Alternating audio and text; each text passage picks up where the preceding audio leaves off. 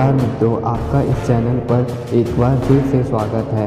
आज मैं फिर से यूजीन सैंडो के जीवन के दिलचस्प बल प्रदर्शन का वर्णन करूंगा। मुख्यतः देखा जाए तो यूजीन सैंडो ने बल प्रदर्शन के द्वारा ही विश्व में ख्याति प्राप्त की थी और उनकी सिस्टम को सभी ने स्वीकार किया था। तो चलिए शुरू करते हैं। यूजीन सैंडो कहते हैं, यह प्रदर्शन मैंने लंदन पवेलियन में किया था, जो संक्षिप्त रूप से यहाँ बताया जा रहा है। यूजीन सैंडो कहते हैं, एक मंच होता है जिस पर प्रारंभ में शारीरिक गठन का प्रदर्शन होता है, जिसको आज की भाषा में बॉडी बिल्डिंग पोज कहा जाता है। फिर अचानक से क्या होता है कि पीछे वाला पर्दा हटा दिया जाता है और सारा दृश्य एक अखाड़े के मैदान में बदल जाता है। फिर वहाँ यूजीन सैंडो दर्शकों के सामने अपना कर्तव्य प्रकट करते हैं। यूजीन सैंडो क्या करते हैं कि 2 कुर्सियाँ मंगवाते हैं, फिर वह अपने सिर को एक कुर्सी पर रखते हैं और फिर दूसरे पैर की एड़ियों को दूसरी कुर्सी पर रखते हैं।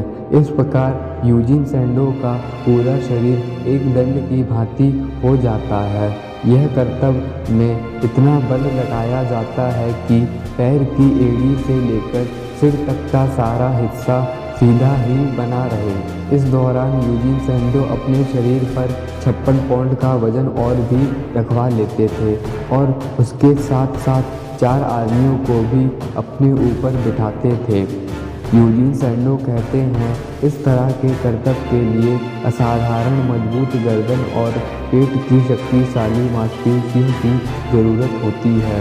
इस प्रकार के कर्तव्य करने के लिए बहुत ही अधिक शारीरिक बल की आवश्यकता पड़ती है, क्योंकि इस दौरान संपूर्ण शरीर को ताकत लगाकर सीधा रखना पड़ता है और ऊपर से शरीर पर रखे हुए भार को भी सहना पड़ता है।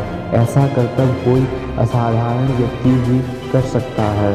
इस प्रकार के प्रदर्शन के दौरान सैंडो अपने हाथों को कंधे की सिधाई में करके वजन को भी उठाते थे। ऐसा करना प्रदर्शन को और भी अधिक रोमांचक बना देता था। इसके बाद यूजीन सैंडो अगला प्रदर्शन करते हैं। वह एक ताश की पूरी गड्डी को लेते हैं, फिर वह उस गड्डी को अपनी भुजाओं की ताकत से 2 टुकड़ों में फाड़ देते हैं और फिर वह इन 2 टुकड़ों को भी अपनी ताकत से फाड़कर 4 हिस्सों में कर देते हैं। दोस्तों, इस प्रकार के प्रदर्शन के लिए बहुत ज़्यादा ताकत की आवश्यकता होती है, जो यूजीन सैंडो के पास थी।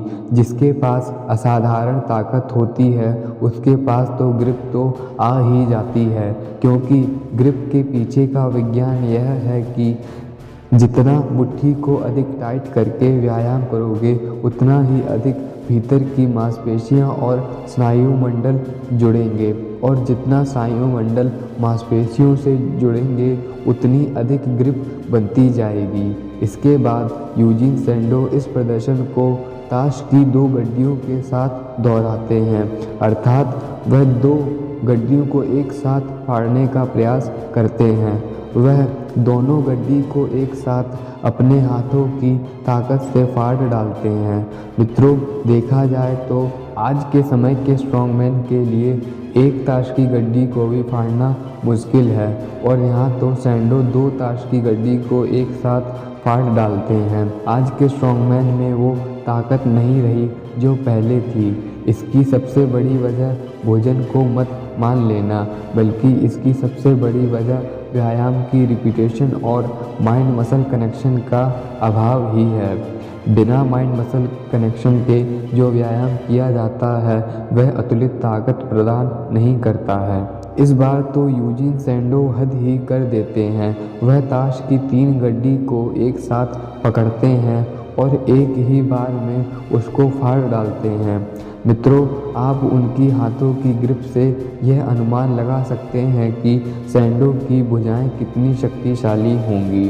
इन भुजाओं ने ऐसे ही थोड़ी शेर को परास्त किया था। इसके पीछे सैंडो की कड़ी मेहनत थी, जो आज रंग ला रही थी। फिर इन फटे हुए ताश को दर्शकों में बांट दिया जाता था, ताकि वह जान सकें कि ताश असली थे, जिन्हें बिना शक्ति के फाड़ा जाना असंभव है। एक करतब में यूजीन सैंडो रोमन रथ को एक हाथ से ऊपर उठाते हैं। यूजीन सैंडो एक करतब और करते हैं, जिसमें वह घोड़े की सवारी कर रहे होते हैं और घोड़े की सवारी करते करते ही अपने हाथों से भारी वजन उठाते हैं और फिर इसके बाद 2 आदमी को एक के बाद एक उठाते हैं और अपने कंधे पर बैठाते हैं।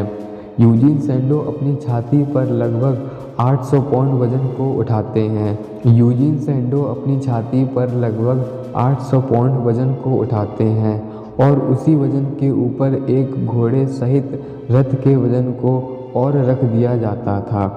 तो इस समय कुल मिलाकर यूजीन सैंडो की छाती पर लगभग 3200 पाउंड का वजन होता था, जिसको वह सहन करते थे। मित्रों, आप इनके इतने सारे बलशाली करतबों से यह जान गए होंगे कि यूजीन सैंडो कितने शक्तिशाली हुए होंगे। मित्रों, कहीं आपको ऐसा तो नहीं लग रहा है कि यह सब झूठ है? नहीं, झूठ बिल्कुल भी नहीं है। आप चित्र में स्वयं ही देख सकते हैं। वीडियो आपको कैसी लगी ज़रूर बताना। और हाँ मित्रों, कम से कम एक मित्र को वीडियो शेयर कर दिया करो, ताकि वह भी ठीक जानकारी प्राप्त कर सके और मुझे भी अपनी वीडियो बनाने का उच्चतम लाभ मिले।